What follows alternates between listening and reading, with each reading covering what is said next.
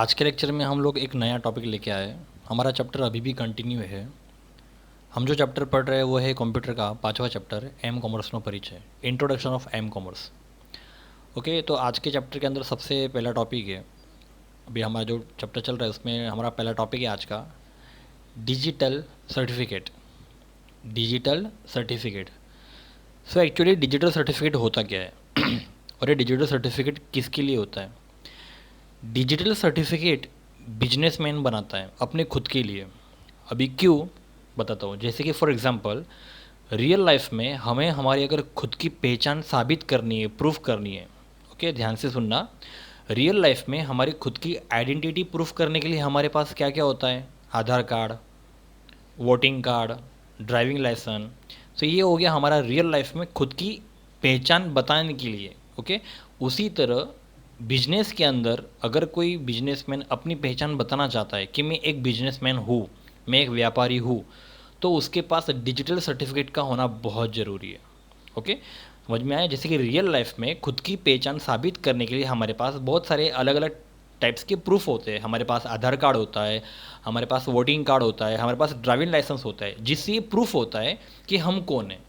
तो वो आइडेंटिटी अलग। लेकिन बिजनेस के अंदर अगर आपको ये प्रूफ करना है कि मैं एक बिजनेसमैन हूँ, मैं एक व्यापारी हूँ, तो बिजनेस फील्ड के अंदर खुद की आइडेंटिटी प्रूफ करने के लिए आपके पास डिजिटल सर्टिफिकेट का होना बहुत ज़रूरी है। अब सवाल ये है कि बिजनेसमैन को डिजिटल सर्टिफिकेट बना के देता कौन है? तो डिजिटल सर्टिफिकेट कौन बना के देता है? टीटीपी। इसके बारे में हम लोग इसके पहले के लेक्चर में भी पढ़ चुके हैं। तो टीटीपी का पूरा फुल फॉर्म है trusted third party. So T for trusted, दूसरा टी फॉर थर्ड, तीसरा मतलब party. Okay, trusted third party Gujarati के अंदर जिसे कहा जाएगा विश्वसनीय त्राहित पक्ष। और टीटीपी का दूसरा और एक नाम भी है सीए। अभी सीए मतलब चार्टर्ड अकाउंटेंट नहीं, यहाँ पे सीए का फुल फॉर्म होता है सर्टिफिकेशन अथॉरिटी। मतलब इन लोगों के पास वो अथॉरिटी होती है कि जो बिजनेसमैन को डिजिटल सर्टिफिकेट बना के देता है।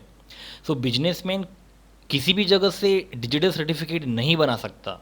ओके, उसको अगर डिजिटल सर्टिफिकेट कोई बना के देगा तो वो कौन होगा? सीए। सीए मतलब चार्टर्ड अकाउंटेंट वाला सीए नहीं, ये जो सीए होगा वो होगा सर्टिफिकेशन अथॉरिटी। मतलब टीटीपी और सीए ये दोनों एक ही हुए, क्योंकि टीटीपी का ही दूसरा नाम क्या है? सर्टिफिकेशन अथॉरिटी, जो एक व्यापारी को डिजिटल सर्टिफिकेट बना के देता है। अभी आप सोच रहे होंगे सर आपने यहाँ पे सर्टिफिकेट का फ़ोटो क्यों नहीं रखा? मतलब हम लोगों को देखना है कि डिजिटल सर्टिफिकेट एक्चुअली में दिखता कैसे है। तो एक्चुअली वो कोई सर्टिफिकेट ऐसा नहीं है कि मैं आपको इंटरनेट से डाउनलोड करके दिखा सकूँ, क्योंकि वो ऑनलाइन सर्टिफिकेट होता है। बराबर, मतलब ऐसा सर्टिफिकेट नहीं है कि मैं आपको डाउनलोड करके यहाँ पे शॉप कर सकूँ।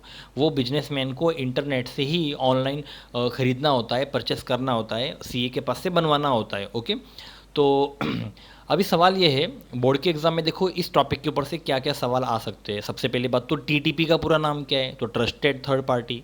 सीए का फुल फॉर्म क्या है? Certification authority. सो बिजनेसमैन को डिजिटल सर्टिफिकेट कौन बना के देता है? तो सीए या फिर टीटीपी। तो ये एक मुद्दा हो गया। सेकंड थिंग, जब बिजनेसमैन को ये सर्टिफिकेट प्रोवाइड किया जाएगा तो वो सर्टिफिकेट के ऊपर क्या क्या होता है? मतलब वो सर्टिफिकेट के ऊपर किस तरह की इंफॉर्मेशन देखने को मिलेगी आपको, तो उसकी डिटेल मैंने नीचे लिखी है। तो जैसे कि अभी बिजनेसमैन के पास जो सर्टिफिकेट होता है, जो उनको टीटीपी प्रोवाइड करती है, जो उनको सीए प्रोवाइड करता है, तो ये जो सर्टिफिकेट होता है, इस सर्टिफिकेट के अंदर किस तरह की इंफॉर्मेशन आपको मिलेगी? तो उसके अंदर क्या क्या होता है? Holder name. ओके, मतलब जो बिजनेसमैन है उसका नाम आपको उस सर्टिफिकेट के ऊपर लिखा हुआ मिलेगा। Holder name, serial number, expiration date. किसकी? बिजनेसमैन की नहीं। ओके, डिजिटल सर्टिफिकेट की एक्सपायरी डेट। मतलब वो डिजिटल सर्टिफिकेट अगर आपने एक बार बनवा लिया सी के पास से तो लाइफ टाइम चलेगा, ऐसा बिल्कुल नहीं है। ये डिजिटल सर्टिफिकेट कुछ टाइम के लिए होता है, कुछ साल के लिए होता है। ये एक्सपायर होने के बाद उस बिजनेसमैन को ये सर्टिफिकेट फिर से रिन्यू करवाना पड़ता है। ओके, सो फिर से मैं मुद्दे पे आता हूँ कि इस डिजिटल सर्टिफिकेट पे क्या क्या होता है? Holder name, serial number, expiration date, a copy of the certificate holder's public key which is user for encrypt message. Businessman के पास एक की होती है, पब्लिक की होती है, जिससे वो क्या, देखो अभी सर्टिफिकेट के अंदर ना डेटा को इंक्रिप्ट करने की एक पब्लिक की बिजनेसमैन को मिलती है। बराबर, यहाँ पे लिखा हुआ है a copy of the certificate holder's public key which is use for encryption message. अभी इंक्रिप्ट और डिक्रिप्ट क्या होता है मैंने आपको पहले भी बताया था, लेकिन इसके बाद आगे के टॉपिक में आपको मैं और डिप में समझाऊंगा। Okay, digital signature of the certification authority, yes, ये सर्टिफिकेट जिसने इसको प्रोवाइड किया है बिजनेसमैन को, उसकी भी सिग्नेचर आपको यहाँ पे मिलेगी, जैसे कि सीए की सिग्नेचर आपको इस सर्टिफिकेट का देखने को मिलेगी। तो यहाँ पे लिखा हुआ है digital signature of the certification authority to that receiver can verify that the certificate is real. Okay, CA का सर्टिफिकेट अगर आपको यहाँ पे दिखाई देगा तो आप ये सोच सकते हो कि ये सर्टिफिकेट रियल है, ये फेक नहीं है। तो ये सारी इन्फॉर्मेशन आपको देखने को मिलेगी सर्टिफिकेट के ऊपर। तो इस तरह का एमसीक्यू आपको बोर्ड के एग्जाम में पूछा जा सकता है कि डिजिटल सर्टिफिकेट के ऊपर किस तरह की इन्फॉर्मेशन हम लोगों को देखने को मिल सकती है। आपके बुक के अंदर पैराग्राफ में सब कुछ लिखा हुआ है, एक बार आप देख के उसको अंडरलाइन कर लेना। Okay, holder name, serial number, expiry date, signature होती है, सिग्नेचर बिजनेसमैन की भी होती है, सिग्नेचर सीए की भी होती है। इतनी सारी इन्फॉर्मेशन आप लोगों को सर्टिफिकेट के ऊपर देखने को मिलेगी। तो इन शॉर्ट बस इतना ही थियरी हमारे बुक में है कि डिजिटल सर्टिफिकेट ये बिजनेसमैन को बनाना ही पड़ता है। किसके पास से? सीए के पास से। अगर किसी बिजनेसमैन के पास इस तरह का सर्टिफिकेट नहीं है, इट मीन्स वो अनलीगल बिजनेसमैन है, उसको परमिशन नहीं मिली है गवर्नमेंट की ओर से बिजनेस करने की, फिर भी वो बिजनेस कर रहा है। सर्टिफिकेट का होना ये इस बात का प्रूफ है कि आप एक सही बिजनेसमैन के साथ बिजनेस कर रहे हो। ओके, तो हर एक बिजनेसमैन के पास डिजिटल सर्टिफिकेट का होना जरूरी है। तो ये था हमारा पहला टॉपिक। उसके बाद हमारा अगला टॉपिक क्रिप्टोग्राफी, यस, जिसकी मैं बात कर रहा था। क्रिप्टोग्राफी का गुजराती होता है सांकेतिकरण। हम लोगों ने इसके पहले भी स्लाइड के अंदर क्रिप्टोग्राफी के बारे में थोड़ा सा पढ़ा था, तो यहाँ पे हम लोग क्रिप्टोग्राफी का एक पैराग्राफ पढ़ लेते हैं, ध्यान उसके आगे की स्लाइड में आपको मैं ये डीप में समझाऊंगा। सो क्रिप्टोग्राफी होता क्या है? सो इसकी फर्स्ट लाइन पढ़ो, માહિતીને અવાચ્ય रूपમાં ફેરવી સુરક્ષિત રાખવાની કળા એટલે सांकेतिकरण।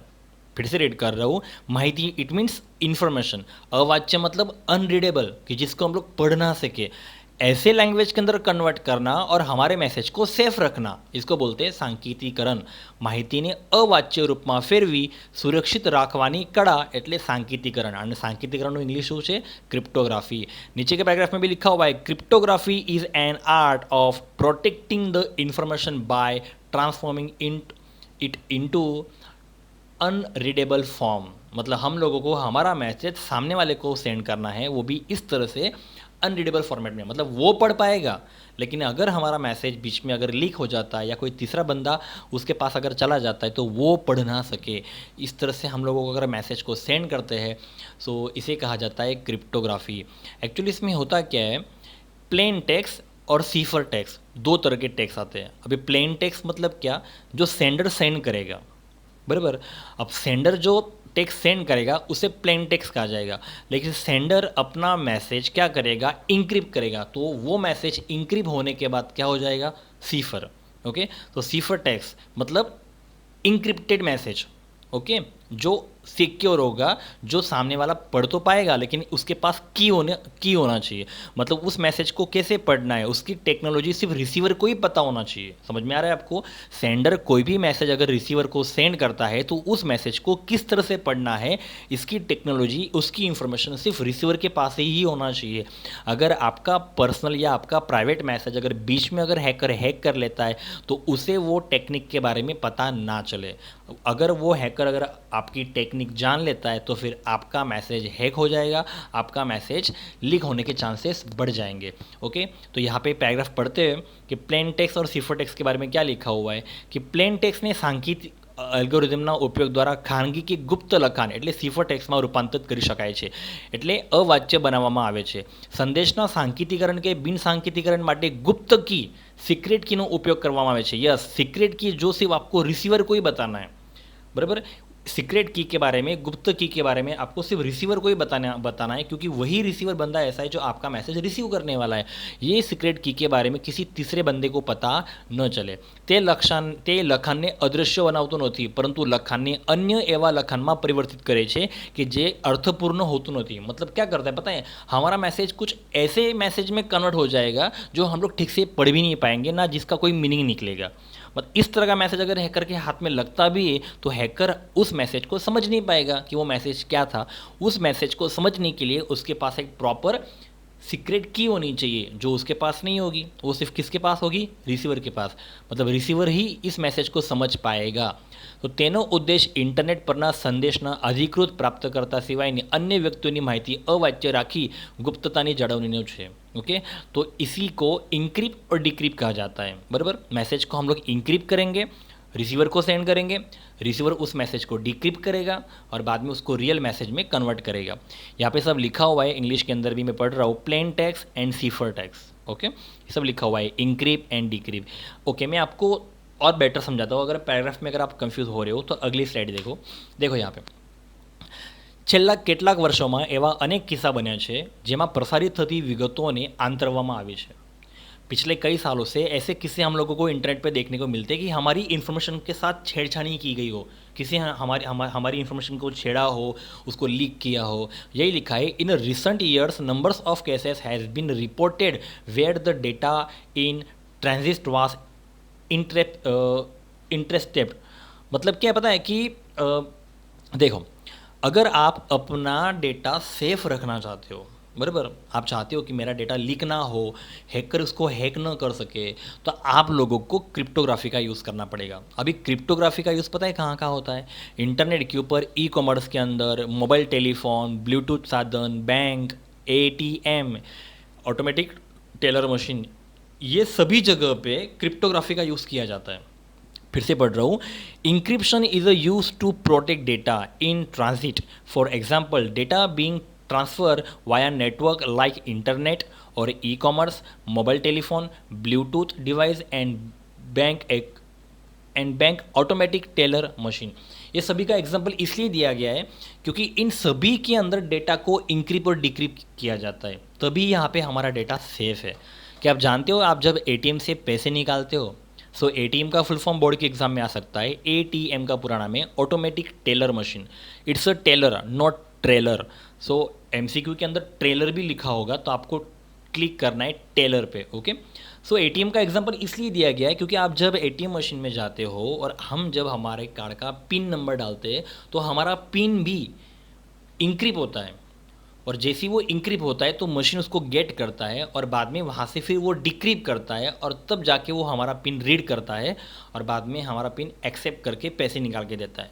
मतलब इंक्रिप्शन और डिक्रिप्शन वाली सिस्टम एटीएम मशीन के अंदर भी होती है, बराबर। सो ये हर जगह पे इंक्रिप्ट और डिक्रिप्ट का सिस्टम होता है। ई कॉमर्स के अंदर, मोबाइल टेलीफोन में हम लोग बातें करते हैं तब भी, ब्लूटूथ का कोई डिवाइस हो, बैंक के एटीएम, वो सब कुछ। ओके, तो देखो अभी यहाँ पे हम लोगों को समझने के लिए एक एग्जांपल दिया गया है।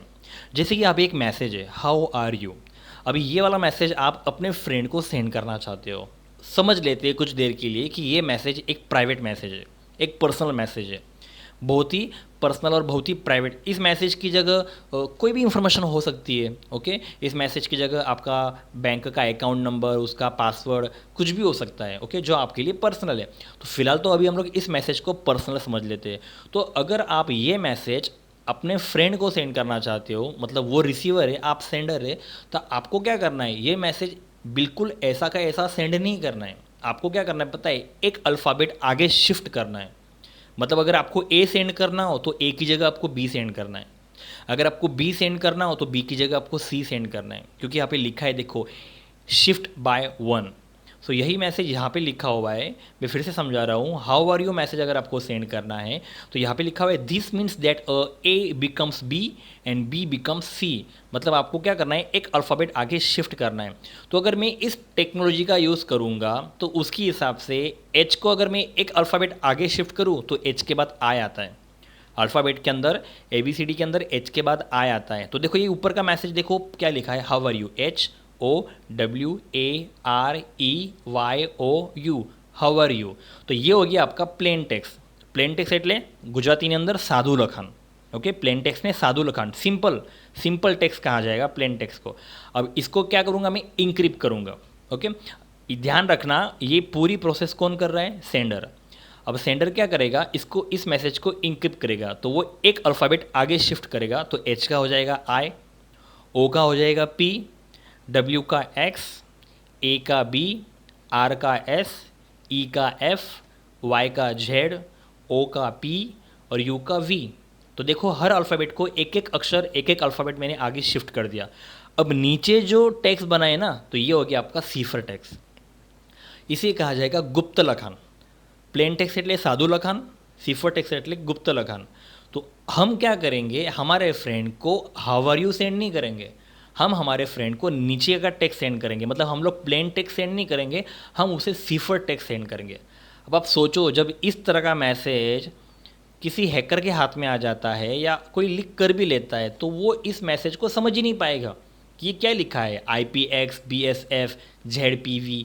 तो इसका कोई मीनिंग ही नहीं निकल रहा है। ओके, इस मीनिंगलेस हो जाएगा ना, इसको ठीक से पढ़ा जाएगा ना, पढ़ने के बाद भी ये मैसेज समझ में आएगा। तो इसकी जो प्रॉपर की है वो सिर्फ रिसीवर को पता होगा कि हम लोगों को क्या करना है। जैसे कि सेंडर ने एक अल्फ़ाबेट आगे सेंड किया था, तो रिसीवर क्या करेगा, उसको एक अल्फ़ाबेट पीछे रिवर्स करेगा, तो उसको रियल मैसेज मिल जाएगा। अब जब ये मैसेज आप रिसीवर को सेंड करोगे सीफर टेक्स्ट, तो रिसीवर क्या करेगा, I का H करेगा, P का O करेगा, X का W करेगा, B का A करेगा, V का U करेगा। इस तरह से वो एक अल्फ़ाबेट पीछे आएगा, और जैसे ही वो एक अल्फ़ाबेट पीछे आएगा तो उसको जो मैसेज था हाउ आर यू ये मिल जाएगा। अभी आप सोच रहे होंगे इतना इजी टेक्निक, ओके, हैकर तो इजीली हैक कर लेगा। ओके, ये जस्ट एग्जाम्पल है क्रिप्टोग्राफी का। ये टेक्निक आप यूज़ मत करना, ये बहुत ही पुरानी टेक्निक हो गई है। अगर आप इस टेक्निक से अगर मैसेज को सेंड करोगे तो हैकर इजीली इस मैसेज को हैक कर लेगा। मैं तो जस्ट खाली आपको एग्जांपल बता रहा हूँ कि क्रिप्टोग्राफी क्या होती है। इससे भी थोड़े अलग अलग टाइप के बहुत सारे क्रिप्टोग्राफी की टेक्नोलॉजी आपको इंटरनेट के ऊपर मिल जाएगी। ओके, लेकिन यहाँ पे समझने जैसा सिर्फ इतना है कि हम लोग क्या करेंगे, पहले इंक्रिप्ट करेंगे। ओके, जैसे ही इंक्रिप्ट हो जाएगा, प्लेन टेक्स्ट को हम लोग क्या करेंगे, सिफर टेक्स्ट में कन्वर्ट करेंगे। तो प्लेन टेक्स्ट को सिफर टेक्स्ट में कन्वर्ट करना, इट मीन्स इंक्रिप्ट, जो ये सेंडर की साइड से होगा। और जैसे ही मैसेज इंक्रिप्ट हो जाएगा तो रिसीवर को नीचे वाला मैसेज मिलेगा सीफर टेक्स्ट। फिर रिसीवर क्या करेगा, सीफर टेक्स्ट को प्लेन टेक्स्ट में फिर से कन्वर्ट करेगा, तो उसे कहा जाएगा डिक्रिप्ट। मतलब इंक्रिप्ट करने की प्रोसेस सेंडर साइड से होती है और डिक्रिप्ट करने की प्रोसेस रिसीवर साइड से होती है। એટલે ઇન્ક્રિપ્ટ મેસેજને ડિક્રિપ્ટ કરવું અને ડિક્રિપ્ટ મેસેજને પાછું ઇન્ક્રિપ્ટ કરવું, એને કહેવાય ક્રિપ્ટોગ્राफी। तो अगर आपको कहा गया कि क्रिप्टोग्राफी मतलब क्या, कि प्लेन टेक्स्ट को सीफर टेक्स्ट में कन्वर्ट करना और सीफर टेक्स्ट को फिर से प्लेन टेक्स्ट में कन्वर्ट करना, इसे कहा जाता है क्रिप्टोग्राफी। तो इसमें से सिर्फ इंक्रिप्शन मतलब क्या, प्लेन टेक्स्ट को सीफर टेक्स्ट में कन्वर्ट करना, इट मीन्स इंक्रिप्शन। और डिक्रिप्शन मतलब क्या, सीफर टेक्स्ट को प्लेन टेक्स्ट में कन्वर्ट करना, इट मीन्स डिक्रिप्शन। अगर गुजराती में बात करूँ तो सादू लखानने गुप्त लखाનમાં ફેરવવું એટલે ઇન્ક્રિપ્શન, અને ગુપ્ત લખાણને સાદું લખાણમાં ફેરવવું એટલે डिक्रिप्शन। ओके, तो ये था इंक्रिप्शन और डिक्रिप्शन की डेफिनेशन, और इस पूरी टेक्नोलॉजी को उन्होंने नाम दिया हुआ है क्रिप्टोग्राफी। तो बहुत ही अच्छी टेक्निक है हमारे मैसेज को इंटरनेट के ऊपर ऑनलाइन सेफ रखने का। सो आई होप कि आपको ये पैराग्राफ समझ में आ गया होगा। मैं आगे की स्लाइड में आपको और बेटर समझाने की कोशिश करूँगा। जैसे कि फॉर एग्जांपल ये सेंडर है, ये रिसीवर है। सेंडर के पास सबसे पहले जो टेक्स्ट होगा वो प्लेन टेक्स्ट होगा, मतलब सिंपल सा मैसेज होगा, हाउ आर यू। ओके, तो प्लेन टेक्स्ट એટલે સાદું લખાણ। तो सेंडर क्या करेगा, उसके प्लेन टेक्स्ट को इंक्रिप्ट करेगा। देखो यहाँ पे इंक्रिप्ट हो रहा है, और जैसे ही वो इंक्रिप्ट हो जाएगा तो वो जो टेक्स्ट है वो प्लेन टेक्स्ट में से सीफर टेक्स्ट में कन्वर्ट हो जाएगा। ओके, मतलब हाउ आर यू नहीं रहेगा, कुछ और हो जाएगा, सब अल्फ़ाबेट बदल जाएंगे। जैसे हमारा हाउ आर यू का IPVX ZPV ऐसा हो गया था, इस तरह से यहाँ पे सीफर टेक्स्ट में कन्वर्ट होने के बाद उसके अल्फ़ाबेट कुछ भी हो सकते हैं। फिर रिसीवर क्या करेगा, किसी की मदद से उसको डिक्रिप्ट करेगा। की मतलब टेक्नोलॉजी जो सिर्फ रिसीवर को पता है। सो जैसे ही वो डिक्रिप्ट करेगा तो डिक्रिप्ट करने के बाद उसको रियल मैसेज मिल जाएगा, प्लेन टेक्स्ट उसको फिर से मिल जाएगा, जो क्या था, हाउ आर यू। तो ये पूरी प्रोसेस समझ में आ गई। सेंडर अपने प्लेन टेक्स्ट को इंक्रिप्ट करेगा, इंक्रिप्ट करके वो सीफर टेक्स्ट में कन्वर्ट होगा, सीफर टेक्स्ट में कन्वर्ट होने के बाद रिसीवर उसको डिक्रिप्ट करेगा, और डिक्रिप्ट करते ही उसको रियल मैसेज मिल जाएगा। तो ये सिस्टम है क्रिप्टोग्राफी। सेम इमेज यहाँ पे भी है, थोड़ा अलग है, अलग मतलब सेम ही है। ओके, कंसेप्ट दोनों का सेम ही है। सेंडर है, रिसीवर है। सेंडर अपना प्लेन टेक्स्ट क्या कर रहा है, इंक्रिप्ट कर रहा है। इंक्रिप्ट करने के बाद वो सीफर टेक्स्ट में कन्वर्ट होगा। सीफर टेक्स्ट में जैसे ही कन्वर्ट हो जाएगा फिर रिसीवर उसको डिक्रिप्ट करेगा, और जैसे ही रिसीवर उसको डिक्रिप्ट करेगा तो उसको प्लेन टेक्स्ट मिल जाएगा। ओके, तो ये एक इमेज था। मैं आपको और बेटर समझाने की कोशिश करता हूँ। ये तीनों इमेज आप देखो, ये थोड़ी अलग टेक्नोलॉजी है, मतलब हमारे बुक में जो बताई है वो टेक्नोलॉजी तो है ही, लेकिन उसके अलावा ये डिफरेंट टाइप की टेक्नोलॉजी है क्रिप्टोग्राफी की, मैं बताने की कोशिश करता हूँ। जैसे कि देखो यहाँ पे क्या किया उन लोगों ने, ABCDEFGHIJKLMNOPQRSTUVWXYZ सारे अल्फ़ाबेट लिख दिए। ओके, तो उन्होंने क्या किए, अल्फ़ाबेट को मतलब जैसे कि ए से लेकर एम तक लिखा और एन को ए के नीचे जोड़ दिया, बराबर। अरे 1 2 3 4 5 6 7 8 9 10 11 12 13, ओके। टोटल अपने पास 26 अल्फ़ाबेट है। 26 में से उन लोगों ने ऊपर 13 लिखे हैं और ऊपर के 13 के नीचे ही दूसरे 13 लिखे हैं। अब इसका मतलब पता है क्या समझना है आपको, कि जब भी आपको ए लिखना होगा ना, तो आपको ए की जगह एन लिखना है। जब भी आपको बी लिखना होगा ना, तो आपको बी की जगह ओ लिखना है। जब भी आपको सी लिखना होगा ना, तो सी की जगह आपको पी लिखना है। उसी तरह से उल्टा, अगर आपको एन लिखना है तो आपको एन की जगह ए लिखना है। अगर आपको ओ लिखना है तो ओ की जगह आपको बी लिखना है। ओके, अगर आपको पी लिखना है तो पी की जगह आपको सी लिखना है। मतलब आपको एक्सचेंज कर देना है। ओके, ए की जगह एन, एन की जगह ए, बी की जगह ओ की जगह बी। ओके, इस तरह से एक स्ट्रक्चर बनाया हुआ है। तो उसके हिसाब से उन लोगों ने एक एग्जाम्पल दिया, हेलो। अब हेलो अगर आपको सामने वाले को सेंड करना है तो हम लोगों को क्या करना है, उसको इंक्रिप्ट करना है। तो इंक्रिप्ट करने के लिए क्या करना है, आपको एच की जगह क्या लिखना है। जैसे अभी यहाँ पे ढूंढते हैं, एच की जगह क्या लिखना है हम लोगों को, यू। तो देखो उन लोगों ने यू लिखा। ई की जगह क्या लिखना है, तो यहाँ पे देखते हैं ई की जगह क्या लिखा है, आर। तो देखो हमने आर लिखा। बाद में एल, एल की जगह क्या लिखना है, तो यहाँ पे देखते हैं एल की जगह वाई लिखा है तो वाई लिखा। फिर से एल रिपीट हुआ तो एल की जगह वाई लिखा। देन ओ की जगह क्या लिखा है, तो ओ नीचे है तो ओ की जगह सामने कौन है, बी। तो लोगों ने बी लिखा। तो हेलो को इंक्रिप्ट करने के बाद क्या मैसेज बना, URYY। तो हम लोगों को, रिसीवर को, सामने वाले को क्या सेंड करना है, हेलो सेंड नहीं करना है। हम लोगों को HURYY ये मैसेज सेंड करना है। अब ये मैसेज पढ़ने के बाद सामने वाले को बताना पड़ेगा, मतलब उसकी टेक्निक उसको पता होनी चाहिए। लेकिन अगर ये मैसेज अगर हैकर के हाथ में या किसी तीसरे बंदे के हाथ में आ जाता है तो ये मैसेज वो समझ ही नहीं पाएगा कि ये हेलो लिखा है। ओके, हैकर तो स्मार्ट होती ही है, इजीली वो इस मैसेज को क्रैक कर लेंगे। मैं क्या बोल रहा हूँ, ये सब सिंपल टेक्निक्स है। इससे भी टफ टेक्निक आपको इंटरनेट के ऊपर देखने को मिल सकती है। देखो दूसरी और एक टेक्नोलॉजी आपको बताता हूँ मैं क्रिप्टोग्राफी की। जैसे यहाँ पे क्या लिखा है, replace every letter with third successive letter. मतलब क्या करना है आपको, 3 लेटर के बाद जो चौथा लेटर आता है ना, सॉरी मतलब आपको काउंटिंग करना है और 3 नंबर पे जो लेटर आता होगा ना वो आपको लिखना है। जैसे कि अभी यहाँ पे एक सेंटेंस लिखा हुआ है, I love apples, I love apples. तो हम लोग आई देखते पहले, अभी आई। ओके, तो आई को अगर हम लोग देखेंगे तो तीसरा लेटर क्या आता है आई के बाद, तो देखो उन लोगों ने नीचे लिखा है, तो आई जे के। आई फर्स्ट लेटर, जे सेकंड लेटर और के तीसरा लेटर। इसका मतलब कि आपको आई की जगह के लिखना है, आई जे के। ओके, तो ये हो गया। तो देखो ये के उन लोगों ने नीचे उतार दिया, क्योंकि ये तीसरा लेटर है। हम लोगों को शुरुआत के 2 लेटर नहीं लिखने हैं, हम लोगों को तीसरा लेटर लिखना है, क्योंकि ऊपर क्या लिखा हुआ है, replace every letter with third successive letter. Okay, तो आई जे के, तो के तीसरा लेटर है तो के नीचे लिखा। उसी तरह एल, एल के बाद तीसरा लेटर कौन आता है, एल एम एन। तो देखो नीचे एन लिखा है। देन ओ के बाद तीसरा लेटर कौन आता है, तो ओ पी क्यू। तो देखो नीचे क्यू लिखा है। वी के बाद तीसरा लेटर क्या आता है, so V W X. V के बाद तीसरा लेटर एक्स आता है, लेकिन बाय मिस्टेक उन लोगों ने यहाँ पे वाई लिख दिया है। एक्चुअली ये इमेज मैंने बनाई नहीं है, ये इमेज मैंने इंटरनेट से डाउनलोड की है। सो यहाँ पे थोड़ा रॉन्ग है। वी को हिसाब से तीसरे नंबर पे VWX आना चाहिए, उन लोगों ने वाई लिखा है, तो हम लोग यहाँ पे VWX समझते हैं। ई के बाद तीसरा लेटर कौन सा आता है, EFG। तो यहाँ पे जी है। देन ए के बाद तीसरा लेटर कौन सा आता है, ABC। तो यहाँ पे C लिखा हुआ है। पी के बाद तीसरा लेटर कौन सा आता है, सो PQR। तो R लिखा है। फिर से P, तो P के बाद तीसरा letter PQR। Okay, LMN। Okay, EFG STU। Okay, तो हम लोगों को आई लव एप्पल्स की जगह क्या सेंड करना है, ये वाला टेक्स्ट, जिसको सिफर टेक्स्ट कहा जाएगा। अब ये टेक्स्ट ना पढ़ सकते हैं हम लोग ढंग से, ना समझ सकते हैं। ओके, लेकिन इसकी टेक्निक रिसीवर को पता होनी चाहिए कि इसमें से रियल मैसेज को हम लोग कैसे गेट कर सकें। ओके, तो ये है क्रिप्टोग्राफी। और एक एग्जांपल हम लोग देख लेते हैं, सिफर क्रिप्टोग्राफी और इंक्रिप्शन और डिक्रिप्शन का।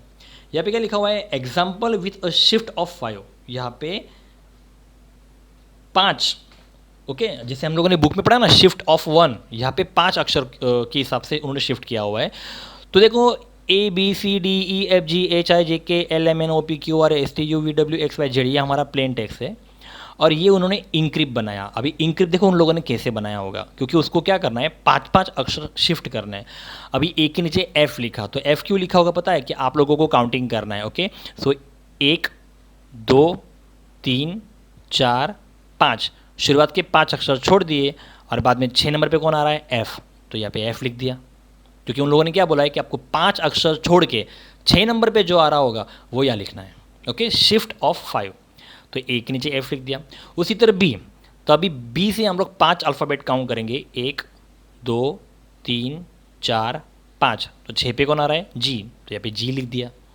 उसी तरह सी से हम लोग 5 अक्षर काउंट करते हैं, 1 2 3 4 5, तो 6 पे कौन आया, एच, तो यहाँ पे एच लिख दिया। समझ में आया। इस तरह से उन लोगों ने इंक्रिप्ट का पूरा मैसेज तैयार किया हुआ है। बात करते हैं जेड की, तो जेड के ऊपर क्या आएगा, तो जेड को भी काउंट करेंगे हम लोग। ओके तो जेड ये फर्स्ट नंबर पे आएगा, 1 2 3 4 एंड 5, डी 5 पे आता है, तो 6 नंबर पे कौन आया, ई, तो देखो लास्ट में ई लिखा हुआ है, बराबर। तो ये हो गया इंक्रिप्ट किया हुआ मैसेज। 5-5 अल्फ़ाबेट छोड़ के 6 नंबर पे जो अल्फ़ाबेट आता होगा वो आपको उसके नीचे लिख देना है। तो उसी तरह अगर आपको एक मैसेज दिया जाए कंप्यूटर साइंस प्लेन टेक्स्ट, तो इसका इंक्रिप्ट आप कैसे करोगे, तो आपको उसी तरह से करना है, बराबर। जैसे कि सी है, तो सी के नीचे क्या लिखा हुआ है, एच, तो लिख दिया एच। देन ओ है, ओ के नीचे क्या लिखा हुआ है, अब यहाँ से ओ देख लो, ओ के नीचे क्या लिखा हुआ है, टी, तो लिख दिया टी।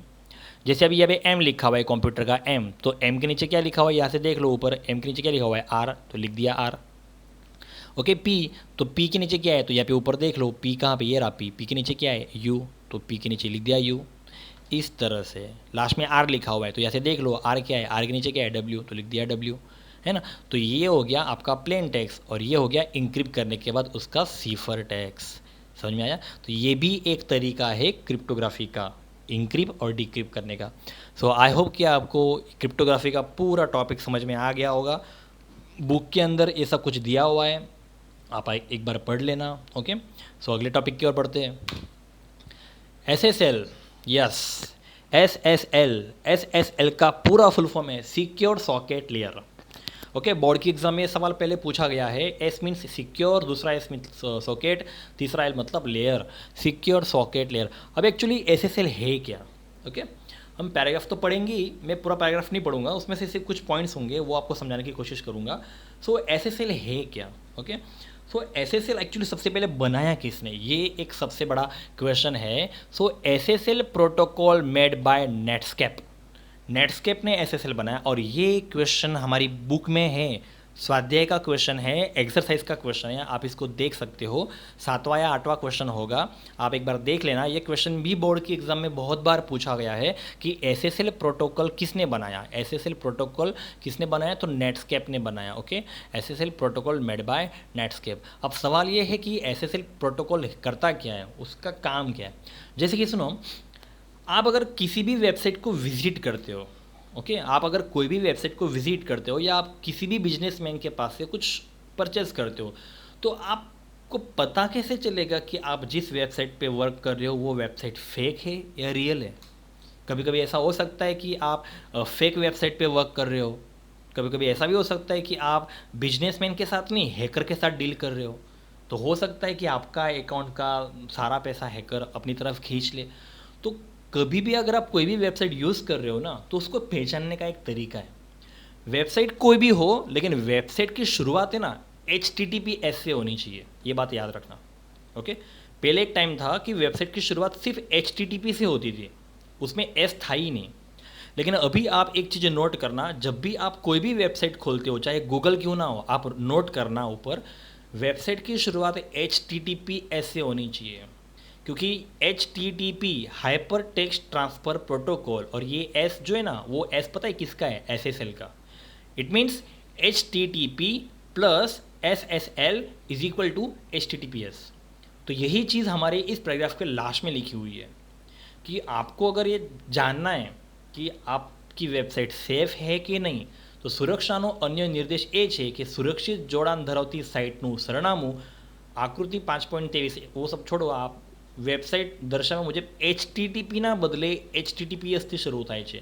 वेबसाइट देखो अभी यहाँ पे लिखा है www. आगे वेबसाइट का नाम तो कोई भी हो सकता है, ओके, google.com जो भी हो, लेकिन वेबसाइट की शुरुआत कैसे हो रही है? HTTPS ग्रीन कलर में दिखना चाहिए. ओके, मैं इंग्लिश में भी समझाने की कोशिश कर रहा हूँ. ये देखो यहाँ पे लिखा हुआ है the other indication of the security is that whenever connection is made to the secure site, its address starts from HTTPS rather than HTTP.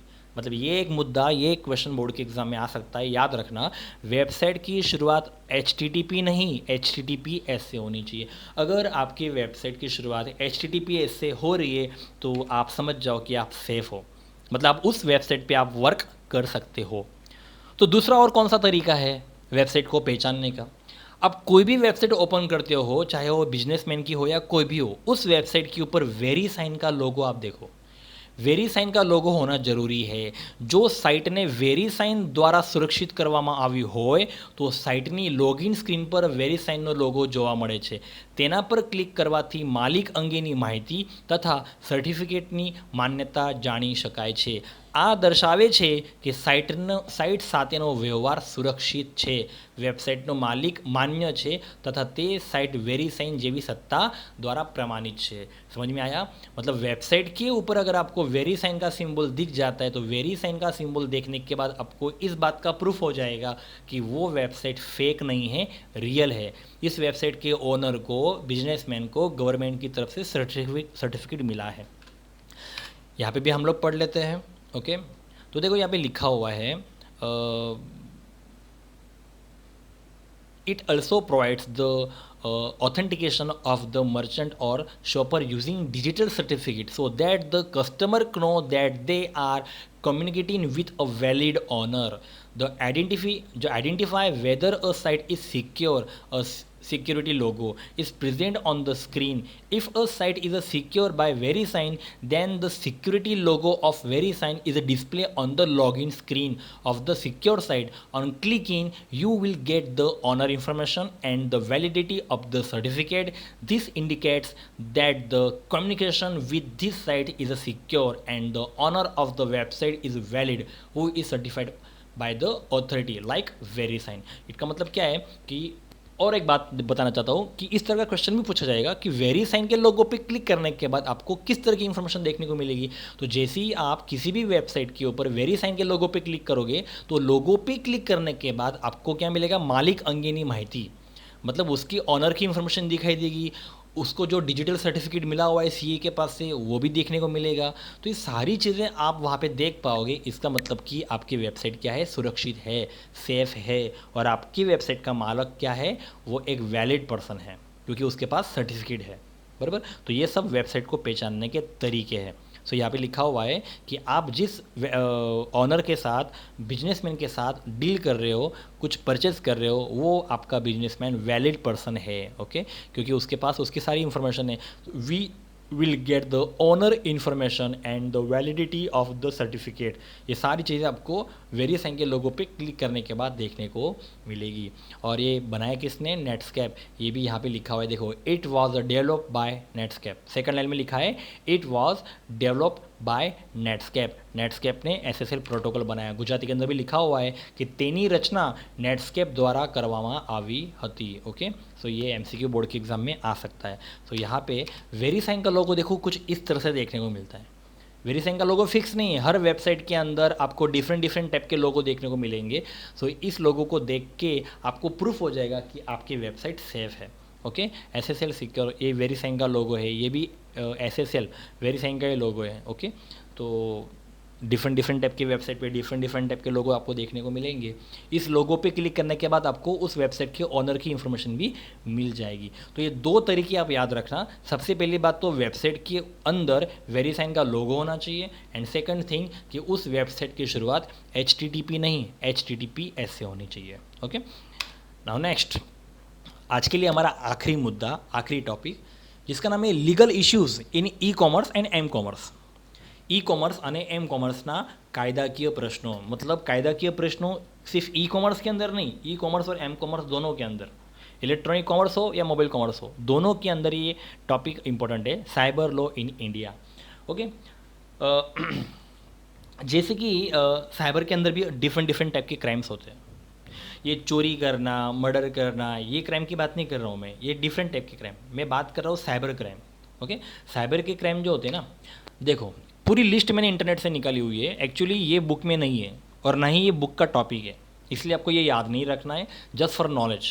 Okay, इसके ऊपर से कोई एमसीक्यू पूछा नहीं जाएगा। सो साइबर लॉ मतलब साइबर के अंदर होने वाले क्राइम। ओके, तो उसकी ये सब एक्ट है, एक्ट मतलब सेक्शन, कलम। तो साइबर के अंदर कितनी कलम है, 65 से लेकर 71 तक। और ये सब क्या है पता है, ये सब क्राइम है। जैसे कि 65, tampering with computer source documents. अगर कोई अपने कंप्यूटर के डॉक्यूमेंट्स के साथ छेड़छाड़ करता है, टेम्पर करता है, टेम्परिंग करता है, तो उसके ऊपर 65 की कलम लगेगी और उस बंदे को पकड़ा जाएगा। और उसको पनिशमेंट क्या होगी वो भी यहाँ पे लिखा हुआ है कि उसको 3 साल की सज़ा होगी और प्लस उसको इतना जुर्माना भरना पड़ेगा। ओके, उसको 2 लाख जैसा भरना पड़ेगा, ये उसकी पेनल्टी है अगर वो ये वाला क्राइम करता है तो। और इस क्राइम के लिए उसको कौन सी एक्ट लगेगी, 65। तो ऐसे साइबर के अंदर कितनी एक्ट है, 65 से लेकर 71 तक। जैसे कि मान लो अगर आप किसी कंप्यूटर सिस्टम को हैक करते हो, हैकिंग विथ कंप्यूटर सिस्टम, तो ये भी क्राइम ही हुआ।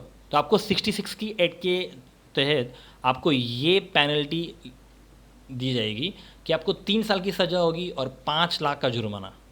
तो देखो ये आपका क्राइम हुआ और ये उसकी पेनल्टी। तो ऐसे डिफरेंट डिफरेंट टाइप के बहुत सारे क्राइम्स हैं। क्या आप अगर using password of another person, किसी और का पासवर्ड अगर आप यूज़ करके उसका कुछ गलत काम कर रहे हो तो आपके ऊपर ये कलम लगेगी 66C। ओके, तो आपको 3 साल की सज़ा होगी और 1 लाख का जुर्माना होगा। ऐसे डिफरेंट डिफरेंट टाइप के कितने सारे क्राइम्स है, बराबर। हाँ, आप अगर किसी के साथ चीट करते हो कंप्यूटर के ऊपर, या फिर आप किसी के साथ फेसबुक के ऊपर आप किसी के साथ किसी का फेक अकाउंट यूज़ कर रहे हो, ओके, किसी को टॉर्चर कर रहे हो, ओके, इस तरह के ये सब साइबर क्राइम्स है। तो ये साइबर क्राइम के हिसाब से उनकी पनिशमेंट भी है, डिफरेंट डिफरेंट टाइप की पनिशमेंट। आप देखो ये कितनी बड़ी पनिशमेंट है। ओके ओके, आप ये पढ़ लो, आप समझ गए होंगे। पब्लिशिंग चाइल्ड पॉर्न और रीडेटिंग चिल्ड्रन ऑनलाइन, इस तरह का अगर आप क्राइम ऑनलाइन करते हो तो आपको इतना सारा जुर्माना देना पड़ेगा, बराबर। तो ये डिफरेंट डिफरेंट टाइप के क्राइम्स है, उसके सेक्शंस है और ये सब उसकी पेनल्टी है। तो ये जो है ना, ये सारे क्राइम्स किसके, साइबर के।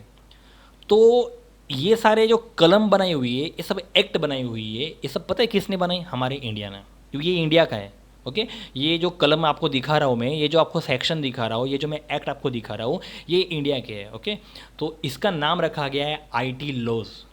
ओके, वही देखो इस पैराग्राफ में समझाया हुआ है કે આ પ્રશ્નોના નિરાકરણ માટે કાયદાકીય માળખું જરૂરી છે। ઘણા દેશોએ ઇલેક્ટ્રોનિક કોમર્સ માટે તેમના કાયદાકીય માળખાની સ્થાપના કરી છે। ભારત સરકારે પણ आईटी कायदा हेठળ आईटी लॉज का पूरा फुल फॉर्म क्या हुआ, इन्फॉर्मेशन टेक्नोलॉजी लॉज की स्थापना करी है। मतलब अपने इंडिया के अंदर भी ये सारी एक्ट बनाई गई है। ओके, तो यहाँ पे लिखा हुआ है Indian government has also establish the IT laws. Okay, जिसका नाम क्या रखा है, आईटी लॉज, इंफॉर्मेशन टेक्नोलॉजी। तो ये सब एक्ट बनाने का રીઝન क्या है કે કાયદાકીય નીતિ અને નિયમોના પાલનથી ગ્રાહકને વિશ્વાસ બેસે છે કે તેની અંગત વિગતો ખાનગી રહેશે અને તેનો દુરુપયોગ થશે નહીં। જો તેનો દુરુપયોગ કરવામાં આવ્યો હોય તો તે માટે જવાબદાર પક્ષને સજા પણ કરી શકાશે। આ પ્રકારની સુરક્ષા ई कॉमर्स અને एम कॉमर्स માટે અનિવાર્ય છે। यहाँ पे लिखा हुआ है enforcement of legal rules and regulations provides confidence to the customers that their personal information remains secret and will not be misused. If it misused, responsible party can be punished. This type of security is must in e-commerce and m-commerce. Yes, इस तरह के act बनाने बहुत ज़रूरी है। अगर इस तरह के एक्ट अगर नहीं बनाए होते तो हैकर्स तो बिना डरे हैकिंग करते। इसका मतलब क्या है कि हैकर अगर पकड़ा जाता है तो उसके लिए पनिशमेंट है। तो इस एक्ट के बनाने के बाद हम थोड़ा कॉन्फिडेंस लेवल बढ़ जाता है। ओके, तभी तो हम लोग इंटरनेट के ऊपर क्रेडिट कार्ड और डेबिट कार्ड जैसी रिस्की डिटेल हम लोग शेयर करते हैं हम लोगों को ऑनलाइन परचेस करना होता है तो वहाँ पे हम लोगों को credit card, debit card, CVV number, सब कुछ इन्फॉर्मेशन शेयर करना पड़ता है, जबकि वो इंटरनेट के ऊपर ऐसा सब कुछ करना रिस्की है। लेकिन हम लोग फिर भी ऐसा रिस्क लेके ये सब कुछ करते हैं। क्यों? क्योंकि हम लोग जानते हैं कि इन फ्यूचर अगर मेरे साथ फ्रॉड हुआ तो हैकर पकड़ा जाएगा, उसको पेनल्टी भी होगी, और जो मेरा पैसा डूब गया था वो मुझे वापस रिटर्न मिलेगा।